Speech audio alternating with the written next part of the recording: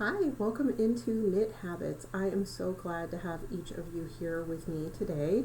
I have had quite a jump in subscribers, rather surprisingly, and I am grateful for each and every one of you that has decided to check out my video and subscribe. So welcome in.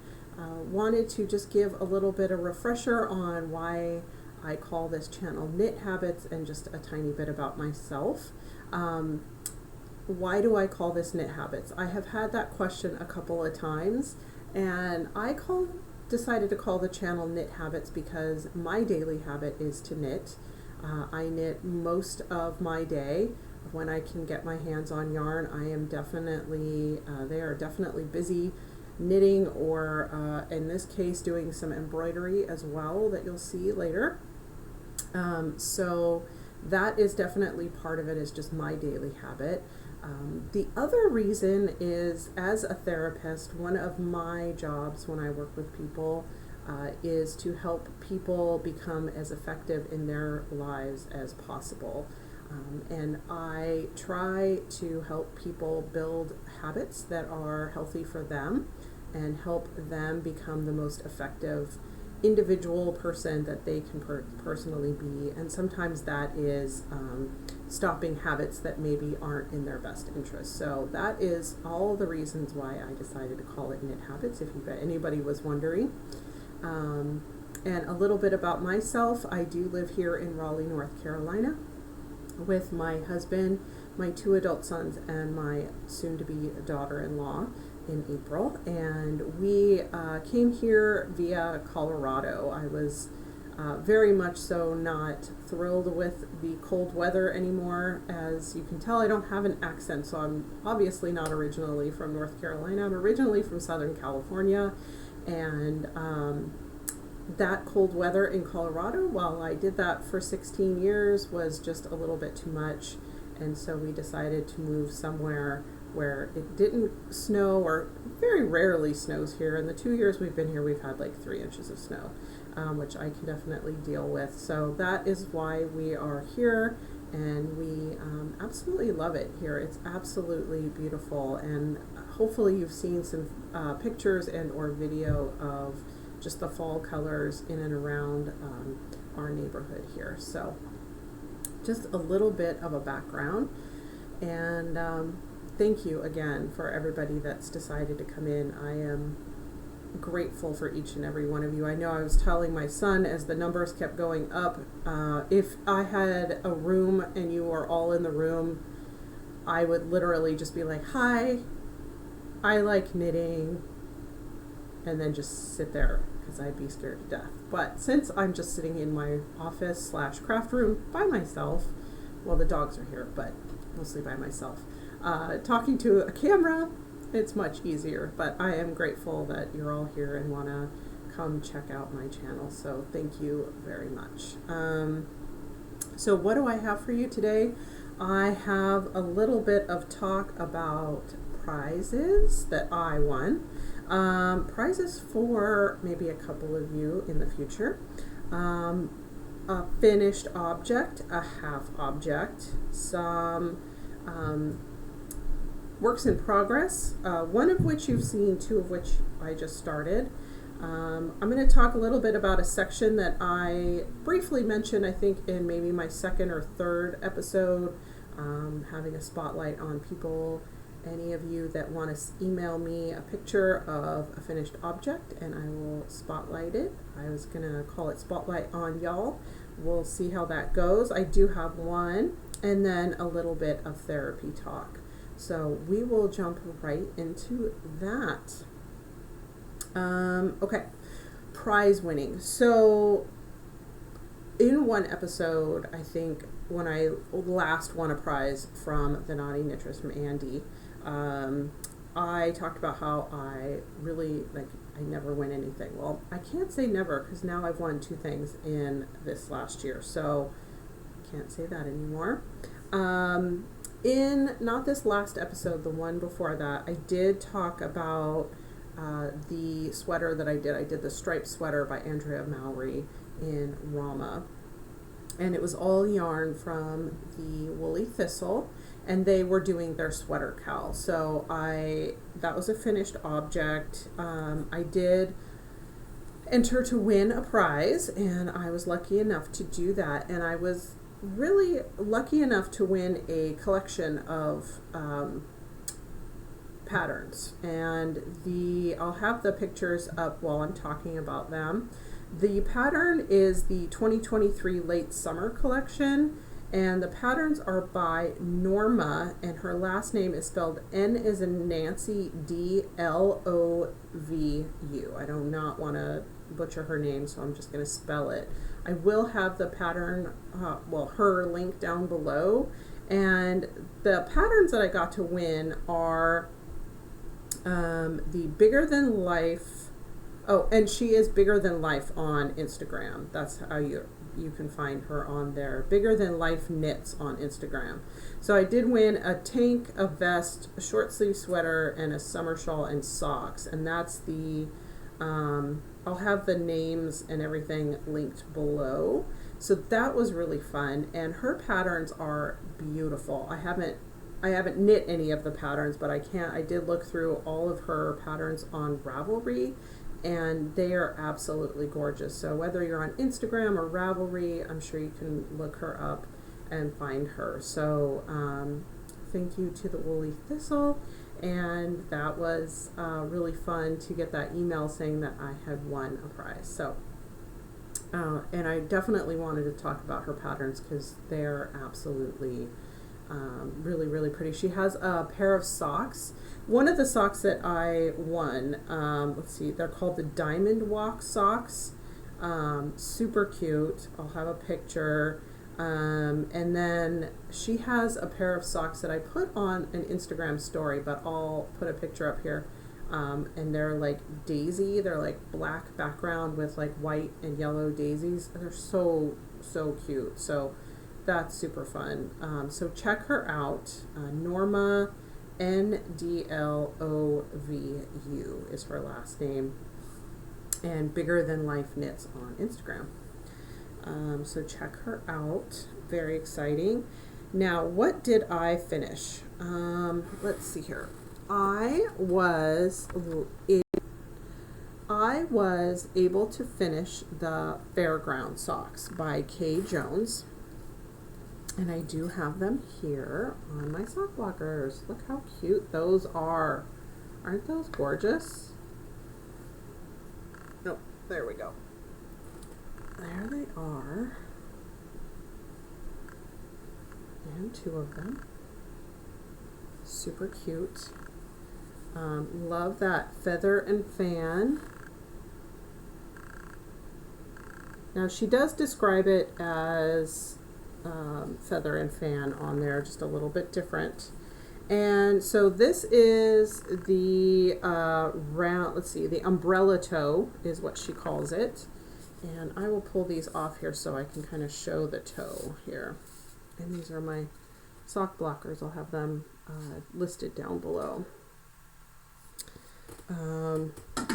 But it's really cute the way that, and hopefully the camera picks it up. Maybe it won't. But maybe you can see it on the side. The way that the decreases are done, there's like decreases all the way around. This might work. Let's see. Can you see those decreases on there? Maybe not. The camera doesn't really pick them up. But anyway, it's a really fun rounded toe. This is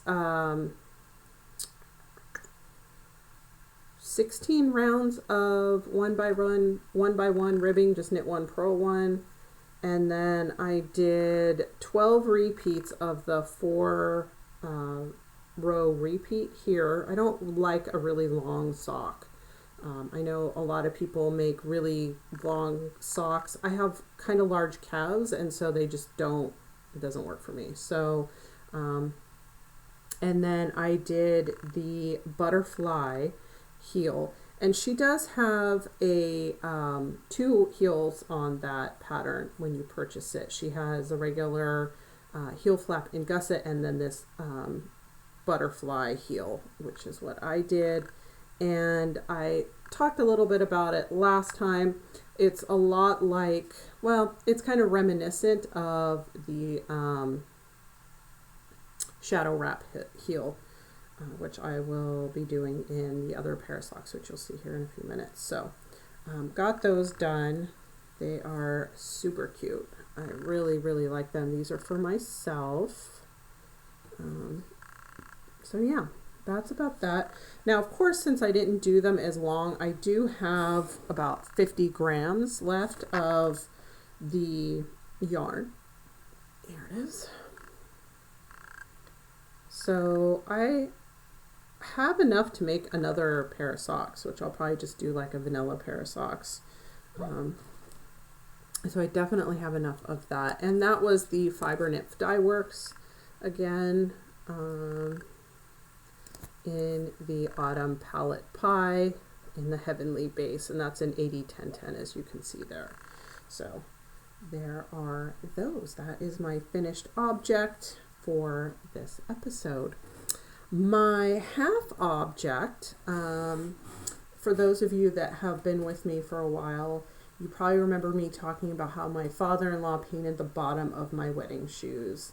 One shoe had a little frog, and then the other one said, "Found my prince." And so my daughter-in-law had asked me if I could embroider on her wedding shoes, which I thought was just it honored me a lot, but also I thought it was just a really cute way of keeping kind of the artistry of our wedding shoes. Maybe it's a new thing that we're carrying on.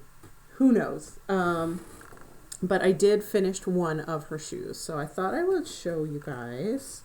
So here's the first side that I did. And it's just like some French knots. I mean, I'm not an expert in embroidery. It's just something that I've kind of picked up, and I haven't done a ton of it. But there it is.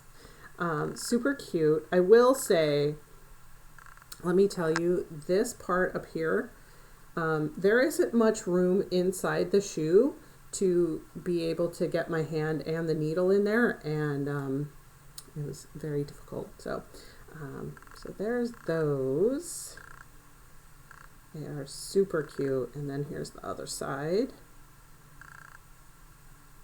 So now I just have to start on the other one. And so this is just embroidery floss that I got at Joann's. It's nothing super special.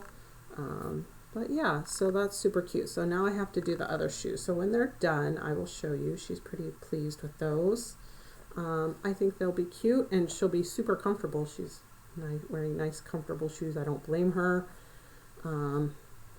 After our feet hurt after being in wedding shoes forever. So that's my half object. So I'll show that the next time. Well, maybe not the next time, but as soon as they're done, I will definitely show them off.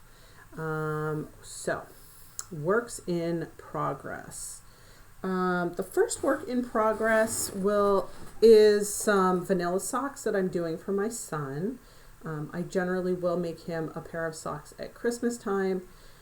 He is my little sock killer. He goes through socks. He's always done that his whole life. So yes, I've spent a lot of money on socks, but not anymore. I just make him some here and there, and these are going to be his Christmas socks, and these are just vanilla socks. This is just made from the way that he and I have kind of created the socks that he really likes. Sorry, this is stuck. And so this is just kind of his vanilla recipe. And these are made out of some yarn that I forgot to show that came in when it came in. And it is the West Yorkshire Spinners Signature Sparkle 4-ply in the colorway Nutcracker. And they're just really I think they're perfect. And it's funny because I didn't really think about this until I was knitting on them recently. And my son, his name is Jameson. He's the one that's getting married to Carolyn, who you saw pictures of her the last time. He has always loved nutcrackers since he was little, and we've bought him a lot of nutcrackers over the years. And I didn't even really think about it. I just liked the colors. I thought that they would be good for he and my husband. And so it's kind of apropos that it's called Nutcracker. So there's that. And it is just a 4-ply, 75% wool, 23 nylon, 2% polyester, which is probably that glittery part. And he doesn't care that they're glitter. He actually said he liked that part. So here it is, skinned up, or balled up, caked up. There you go. And then the socks themselves. Here we go. So there they go. And that's what they look like knitting up. There's my little stitch marker, which I've talked about last time, from Brooklyn. I'll have her linked below. And then I do what Kay Jones and Lisa from 72 Stitches do when I'm doing his socks. I count. For myself, I just kind of go, that looks long enough, and do them. But for him and my husband, they are very specific, and so I try to make sure that they are just right. So I have done 16 rows of 1x1 twisted rib. And I will do 70 rows before I do the heel. And I'm going to do a shadow wrap heel because that's my favorite heel. So as you can see, I have a few more. But I just really like that it breaks it up with this kind of black and white kind of life stitch. And it's just really pretty. So those are a work in progress. And I have to say, I haven't worked on any shawls. I have not worked on my Stephen West mystery knit along, and I might not. Sadly, I know maybe some of you will stop watching my channel, but I just don't love the finished product on that. It's not my aesthetic, and I may not finish it, but we'll see. Jury's still out. I haven't decided 100%, but. So anyway, haven't worked on that. All I've been wanting to work on are garments and socks. I think we all go through stages where we want to work on different things. But so those are his socks. Maybe they'll be a finished object the next time. That would be nice. And I purchased this yarn at the Woolly Thistle, and I've really liked it. It's soft, and I haven't noticed it being thick, thin. I know some people have talked about West Yorkshire spinners being that way. I haven't had that, at least in this game so far that I've worked on. So really like it. And it does say, it says it contains 35% blue face Leicester. So I don't know what the other part of the wool is, but it does say that there. So there's that. The other thing, excuse me as I bend over to get the bag, in my Stitching the High Notes bag I got a few years ago, is my Ranunculus. And I haven't finished it, but it's getting there. And I am doing this again out of, and I'm going to hold this back here. Every time I talk about this, I tell you that it's like a brownish purple kind of color, and every time I see it on like a TV screen, it looks really red or maroon, and that's not the color of it. So I don't know if it's my lighting or what's happening, but it's Wool of the Andes worsted in the colorway Current. And this is, I mean, at least that I'm seeing back here, is a true to color. So that is what this is made out of. And there you go. Here's where I was during the last one. And so I've done all of that. So that's probably about 6 or 7 inches of and split for the sleeves. I hadn't split for the sleeves yet. I think I did like right after, but it's really pretty. And this is a stitch marker that I got from Andy of the Naughty Knitress. And then these little cute little snowmen are from Simply Serving. So that's what those are. And then this one is from, and I'll have her link down below, the same as the little pumpkin one on the socks, the Brooklyn. So I'll have that link below. But I am looking forward to this in that I don't have a lot of really warm sweaters. I have a lot of cooler sweaters, meaning the fabric. So having a nice worsted weight sweater I think is going to be really good. I still haven't tried it on, which is probably not the best idea on my part, but we'll get there. But yeah, that's where we're at with that. And I'm going to do it full length. I know that in the pattern it is cropped. I'm not a crop sweater necessarily person, so I'm going to do it full length. So I'll do the body. I found that I like about 13.5 inches, and then I'll do the ribbing, and then I'm going to do long sleeves on it. So, but it's a fun pattern. Again, it's, you know, I know a lot of people have made 5 or 6 or 7, and who knows what the future holds, but I don't foresee myself doing another one at the moment. Who knows? But that's the Ranunculus by Midori Hirose. And I am, let's see, where are my notes? Sorry about that. Doing it on a US 10 6mm needle in the size 3 is what I'm making.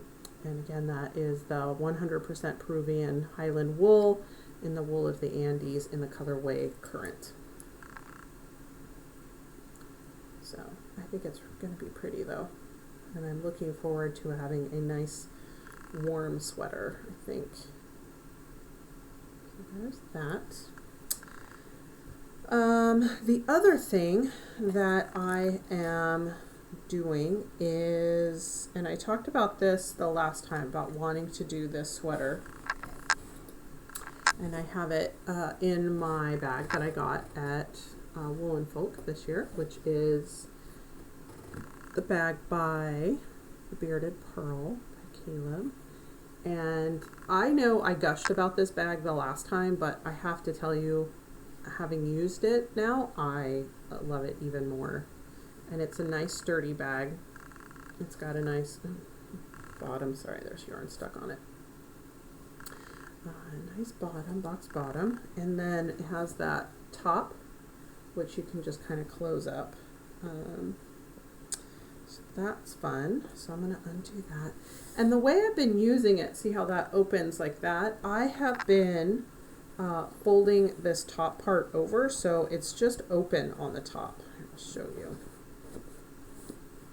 So I've been folding this over the top of it, and then it just goes like that, and then it's just open.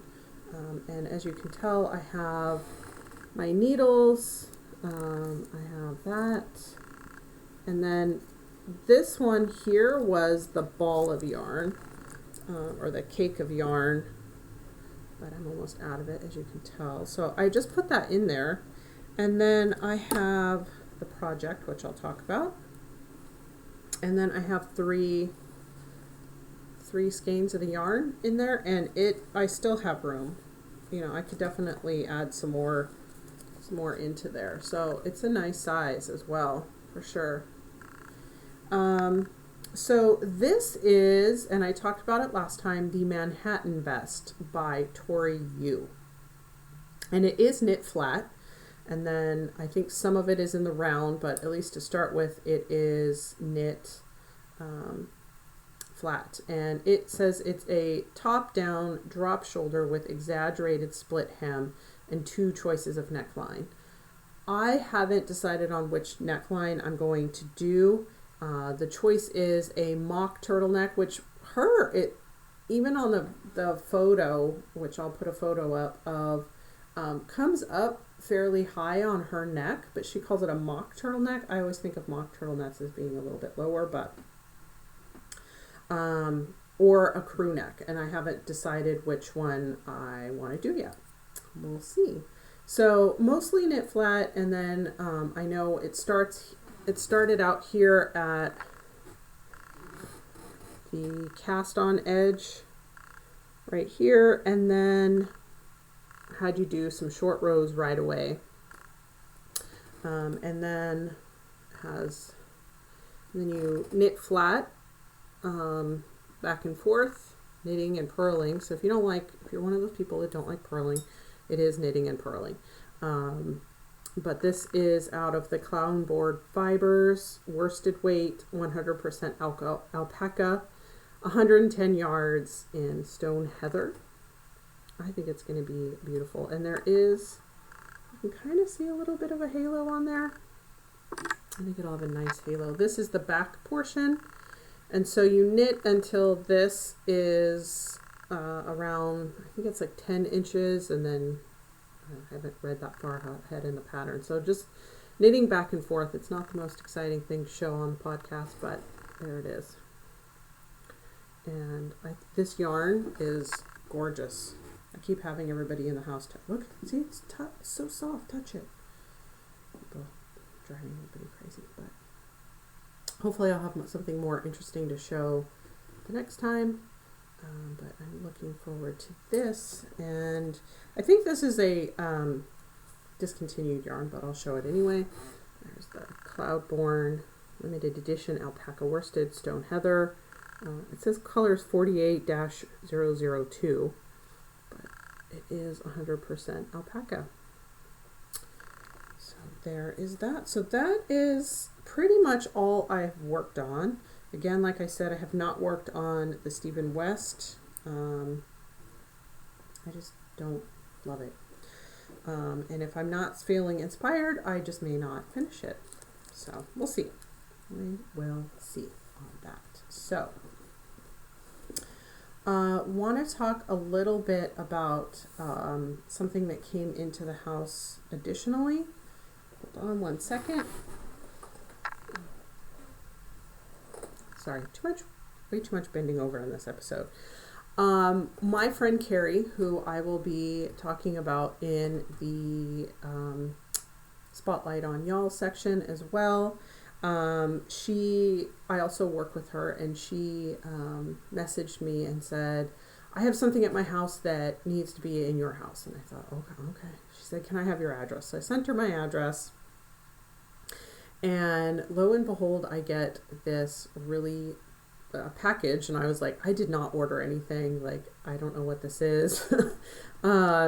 But I got sent a project bag, and it is absolutely gorgeous, and she 110% got it right. So thank you so much, Carrie. You know me from watching this 100%. It's so cute. Just so cute. Anyway. This fall gnome bag. Look how cute. Corn, apples, wood chips. Look how cute it is. These little gnomes. And these are pockets. Here you go. That's a pocket. On the outside, the handle is that same fabric. And then that's the top part. And then the inside, it has a nice box bottom on it, and there's the inside, and the inside is this really pretty, there it is, fabric, and then it has the zippered part right here, little pocket, and then on the inside there is smaller but additional pockets. So there's 3 of these, there's another one right there, and then there's a little hook if you want to hook stitch markers or whatever onto that. So really cute, and it just zips up. So now I get to use it. I've been wanting to but hadn't. And so this is by, her name is Nancy Totten. of Front Range Bags. And she is in Colorado Springs. And apparently, go check her out on Etsy. I will have her linked down below. She sent me a nice little card as well. So, go check her out. She's on Etsy. She does have some really nice bags. And I have to say, it's excellent quality. Really, really nice. Sturdy. I know it's going to stand up really nice. I mean, it's just standing there in my hand right now. So, really, really pretty. That is the only acquisition I have. Oh, and wanted to talk a bit about, I just would like to give some appreciation and let you know how thankful I am by providing a couple of patterns in the next episode. So if you would like to enter, please leave me a question below. I'm going to do an Ask Me Anything. Now that there's a whole bunch of people that are following the channel, I would like you guys to get to know me better, and I would like to get to know you better. So if you'd like to ask me a question, I won't promise that I'm going to answer every question depending on what the question is. That is that's my little caveat there, but I will answer probably the vast majority of them. And what I would like to award two winners is a choice of a pattern up to $10 for each of you. So I will do a random comment picker on the next one, and I will also do a segment of answering questions. So please feel free to leave me some comments below. Spotlight on y'all. So I talked about really wanting this channel to be a community, and I would love to be able to show off your finished objects. So if you would like to email me at knithabits@gmail.com, I will be happy to share, maybe just your first name and whatever it is that you would like me to share, and what your finished object is. And so Carrie, again, so nicely was willing to send me a picture, and I will have a picture put up. And this is from a book, because it's not, it's available on Amazon, so I will have it linked if you're interested. But she made this hat. So Carrie made and I'm sorry, I'm looking at my phone. It's called Punk's Not Dead Mohawk Hat. So I will have a picture up here in the pattern, and the pattern is from a book called Pretty in Punk Book by Alice Benavides. So it's spelled Benevides. It's available on Amazon. It says it has 25 patterns, varying from a skirt, hat, wrist cuffs, this hat. It's not available on Amazon. But she did felt the hat as it had directions on it, and isn't that green and black mohawk just too fun? Absolutely adorable, and thank you for sending that. I will have, again, that link down below, but I am just so grateful that you were willing to share that with me, Carrie, and kudos to you. Accomplishment on that hat. It is stunning and beautiful, and perfect for Denver for sure, with it covering the ears, because it gets cold there. So thank you. And if you guys would like, again, to be spotlighted on the podcast, on an episode, please feel free to email that to me at knithabits@gmail.com. And the next section is just therapy talk. So I probably will be looking down at my notes, because I have a lot written out, and it's kind of the reason why I brought up this topic is because the holidays are coming up, and one thing that I have found over the years of talking to people is that while the holidays can be happy and joyous for people, they can also be sad, and kind of kick up a lot of grief for people because they're missing loved ones and family and friends that maybe aren't with them anymore. And so I just kind of wanted to arm people if you need a little bit of arming on that topic before the holidays happen.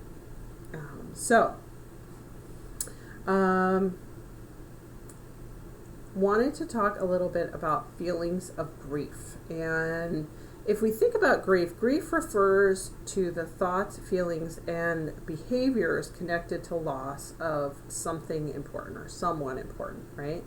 And that can even be, I have people call me and they're sad because their dog or their cat died, and they're like, oh, you must think I'm so silly, I'm crying over my dog or my cat. And no, we, our family, it can be our four-legged friends, right? Or, an animal that we love. So not necessarily, it doesn't have to be a person. But some of the symptoms of grief I wanted to talk about, just in case, maybe you're not aware of what those are. So feeling of shock or of numbness, intense distress occurring in waves of 20 to 60 minutes, can include physical and emotional discomfort, shortness of breath and tightness in the throat, difficulties in sleeping, loss of appetite, restlessness, guilt associated with the deceased, poor concentration, and intense sadness. And of course, there's different types of grief, and however you're grieving is the way that you're grieving. So don't ever think that there's a certain way that you have to be doing. You have to be crying, or you have to be, laying in your bed sad. Everybody experiences grief differently, and there's no right or wrong way to do it. So take that judgment, if you can, out of it, and know that the way that you're grieving is the way that you're grieving, and that is okay. The stages of grief: denial, anger, bargaining, depression, and acceptance. And, I think that people, when I've talked to them at least, have said, I thought that I would just move through the stages of grief and then they would be done and then I wouldn't have to feel them anymore. And unfortunately, that's not the way that grief works. And sometimes you go minutes, days, weeks, months, years without feeling those feelings of grief or the stages of grief, and then sometimes you're back right into it. So while those more intense feelings can decrease over time, they may just never disappear, or some of them might and others might not. So again, there's no right or wrong way to do it. So just some parting things on how to handle grief. Obviously, go to therapy, even if it's once a year for a refresher. Sometimes when I talk to people, they think, I've had people call and say, I keep feeling this way every April, or whatever it is. And I say, well, what's happened to you over the years in April? Oh, well, this person passed away, or this traumatic thing happened. Okay, well, it's probably an anniversary of something that kind of creeps up on you. So, even if you have to go in for a refresher once a year, or you kind of know that grief could be potentially happening, definitely go in and do that refresher. There's nothing wrong with it. It's like going in and having a checkup with your doctor. So remember that. Writing to the person that you're missing can be really helpful, just kind of writing to them. It's not anything you need to keep or reflect on unless you want to, but it can just be a way to release those emotions. Identifying your feelings and letting yourself feel them rather than burying them. That is how one of the ways that anxiety can definitely start, or that depression, when we deny ourselves our feelings. And so knowing that they're not going to last, they are like waves in the ocean, they come and go. You will get through it, and if you need help, obviously go get some therapy or call somebody, but don't bury them.